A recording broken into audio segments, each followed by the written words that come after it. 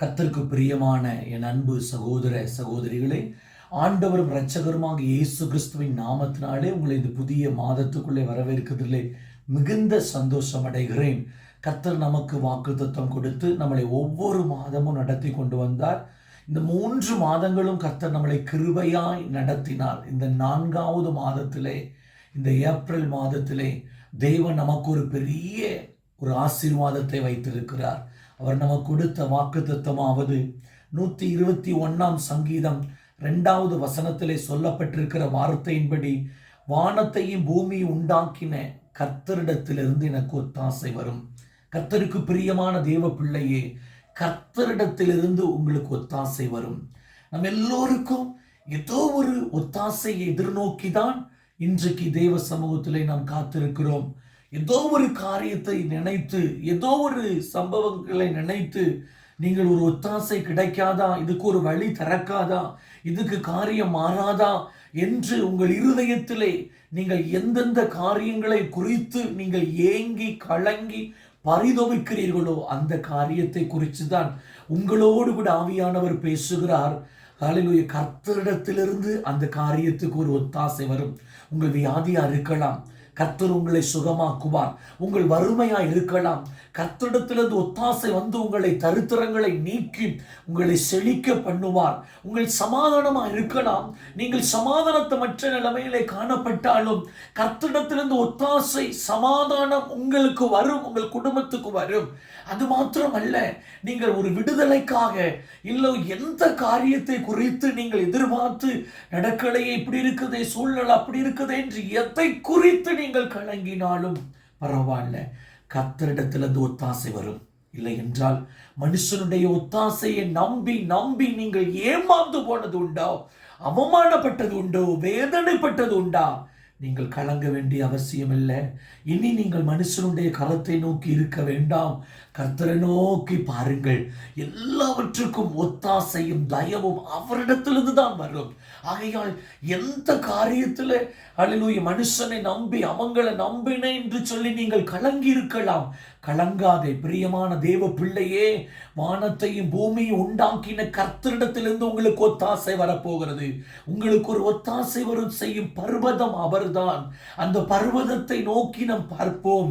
ஒத்தாசை வரும் பர்வதங்களுக்கு நேராக என் கண்களை ஏறெடுக்கிறேன் என்று சொல்லி 121 சங்கீதத்திலே 1வது வசனம் சொல்லியிருக்க போது, நம்முடைய கண்கள் எந்த மனுஷன் மீதும், யார் மீதும், எந்த காரியத்தின் மீதும் இதுக்கு இப்படி கிடைச்ச நல்லா இருக்கும், அப்படி கிடைச்ச நல்லா இருக்கும் அப்படின்னு நினைக்காதபடி கர்த்தரையே நோக்கி பார்க்கும்போது உங்களுக்கு ஒத்தாசை கட்டாயம் கர்த்தரிடத்திலிருந்து வரும்.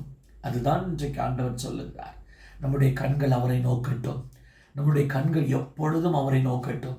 அவரை மாத்திரமே நம்முடைய கண்கள் நோக்கி பார்க்கும் பொழுது உங்களுக்கு ஒத்தாசை கட்டாயம் கர்த்தரிடத்திலிருந்து வரும். கட்டாயம் நீங்கள் எதிர்பார்த்திருக்கிற காரியத்திலே ஒரு வழி திறக்கப்படும், ஒரு வாசல் திறக்கப்படும், ஒரு அற்புதம் நடக்கும். நீங்கள் எந்த அற்புதத்தை நோக்கி காத்திருக்கிறீர்களோ அதிலே தேவன் உங்களுக்கு ஒரு அற்புதத்தை செய்ய போகிறார். இந்த மாதத்திலே கட்டாயம் உங்களுக்கு ஒரு ஒத்தாசை வரும். நீங்கள் எதிர்பார்த்திருக்கிற காரியத்திலே தேவன் உங்களுக்கு ஒரு ஒத்தாசையை கட்டளை இடுவார். பிள்ளைகளுடைய எக்ஸாமை குறித்து நீங்கள் கவலைப்பட்டு கொண்டிருக்கிறீங்களா?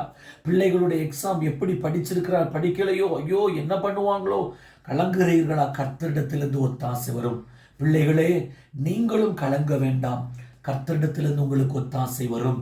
கர்த்தரை நோக்கி பார்த்து நீங்கள் ஜெபித்து கடந்து செல்லும் போது அவர் உங்களுக்கு ஒத்தாசை கொடுப்பார். அவர் உங்களுக்கு ஞானத்தை கொடுப்பார். எல்லாவற்றிலையும் அவர் உங்களை நடத்த வல்லமை உள்ள தேவனாக இருக்கிறார். நாம் ஜெபிப்போம். இந்த மாதத்திலே கர்த்தரிடத்திலிருந்து உங்களுக்கு ஒத்தாசை வரும். எந்தெந்த காரியத்திலே இந்த 3 மாதங்களும் ஒத்தாசை இல்லை என்று நீங்கள் கலங்கினீர்களோ அவைகள் எல்லாவற்றிலிருந்தும் எந்த மனுஷரும் செய்ய முடியாத ஒரு ஒத்தாசையை தேவன் உங்களுக்கு கட்டாயம் கொடுப்பார். நாம் ஜெபம் பண்ணுவோமா? மனுஷன் ஒத்தாசை பண்ணுனா ஏதோ கொஞ்சம் ஏதோ ஒன்று பண்ணுவான், இல்லை பண்ண மாட்டான், ஏமாத்துவாங்க இப்படி. ஆனால் தேவன் உங்களுக்காக இறங்கிட்டார் என்றால் கட்டாயம் எல்லோரும் ஆச்சரியப்படும் விதத்திலே ஒரு ஒத்தாசை உங்களுக்கு வரும் கர்த்தரிடத்திலிருந்து. நாம் ஜெபிப்போம். கலங்க வேண்டாம். உங்கள் கண்ணீரை துடைத்துக் கொள்ளுங்கள். கட்டாயம் கர்த்தரிடத்திலிருந்து உங்களுக்கு ஒரு ஒத்தாசை வரும். நாம் ஜெபம் பண்ணுவோம். எங்களை அதிகமாய் நேசிக்கிறதான எங்கள் அன்பின் பரலோக பிதாவே, ஆசீர்வதிக்கப்பட்ட இந்த நல்ல நாளுக்காய் உம்மை ஸ்தோத்தரிக்கிறேன். இந்த மாதத்தை நீர் ஆசீர்வதிப்பீராக. கர்த்தரிடத்திலிருந்து எனக்கு ஒத்தாசை வரும் என்று சங்கீதக்காரன் சொன்னதை போல உம்முடைய பிள்ளைகள் ஒத்தாசைக்காய் காத்திருக்கிறார்கள். உம்முடைய பிள்ளைகள் அவர்கள் இருதயத்திலே கலங்கி கொண்டு அந்த காரியங்களை குறித்து உம்முடைய சமூகத்திலே வைத்து ஹல்லேலூயா அழுது கொண்டிருக்கிறதை நீர் அறிந்திருக்கிறீர். அந்த காரியத்திலே ஒரு ஒத்தாசை வரட்டும், ஒரு வழி திறக்கப்படட்டும், ஒரு அற்புதம் அந்த குடும்பத்துக்குள்ளே நடக்கட்டும். இவர்கள் பிள்ளைகள் வாழ்க்கையிலே இவர்கள் வாழ்க்கையிலேயும் அற்புதம் நடக்கட்டும் என்று நாங்கள் செபிக்கிறோம். இவர்கள் விண்ணப்பத்துக்கு பதில் கொடுப்பீராக. இந்த மாதம் முழுக்க உடைய பிள்ளைகள் என்னென்ன காரியத்தை குறித்து உம்மை நோக்கி பார்க்கிறார்களோ அந்த எல்லா காரியத்திலையும் ஒரு ஒத்தாசை அனுப்புங்க. வழி திறக்கப்படட்டும், கர்த்தருடைய மகிமை வெளிப்படட்டும் என்று செபிக்கிறேன். நீர் உம்முடைய நாமத்தை மகிமைப்படுத்தும் வண்ணமாய் உம்முடைய பிள்ளைகளுடைய தலையை நிமிர்த்துங்க, ஆசீர்வதிங்க, சாட்சியாய் நிறுத்தும். உம்முடைய ஆளுகைக்குள் ஒப்பு கொடுக்கிறேன். கையிடுகிற வேலைகள் ஆசீர்வதிக்கப்படட்டும், பிள்ளைகளுடைய படிப்பு ஆசீர்வதிக்கப்படட்டும், குடும்பங்களிலே சமாதானம், எல்லாவற்றையும் போகின்ற வருகின்ற பிரயாணங்கள் எல்லாவற்றிலும் உம்முடைய கரம் கூட இருக்கட்டும். கர்த்தருடைய ஆளுகைக்குள் ஒப்பு கொடுக்கிறேன். பலப்படுத்து, நடத்தும். அப்பா, உம்முடைய சமூகத்தில் உம்முடைய பிள்ளைகளை அர்ப்பணிக்கிறேன். இயேசு கிறிஸ்துவின் நாமத்தில் நாங்கள் ஜெபிக்கிறோம் எங்கள் ஜீவனுள்ள நல்ல பிதாவே.